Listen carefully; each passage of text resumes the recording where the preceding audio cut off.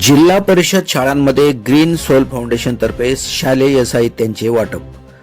मुरबाड तालुक्यातील कामतपाडा व न्हावे येथील जिल्हा परिषद शाळांमधील विद्यार्थ्यांना ग्रीन सोल फाउंडेशनच्या सौजन्याने आणि ॲडव्होकेट सौ नीता समीर देशमुख यांच्या मार्गदर्शनाखाली शालेय साहित्याचे वाटप करण्यात आले.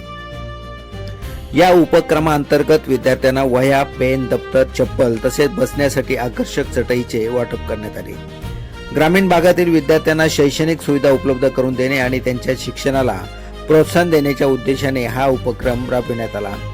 यावेळी ॲडव्होकेट सौ नीता देशमुख यांनी उपक्रमाची माहिती देताना सांगितले की ग्रामीण भागातील विद्यार्थ्यांचा आत्मविश्वास वाढावा, त्यांच्या कुटुंबावरील आर्थिक भार कमी व्हावा आणि विद्यार्थ्यांच्या शाळेतील उपस्थितीत वाढ होण्यास मदत व्हावी या उद्देशाने ग्रीन सोल फाउंडेशनच्या माध्यमातून विविध शाळांमध्ये सामाजिक उपक्रम राबविण्यात येत आहेत.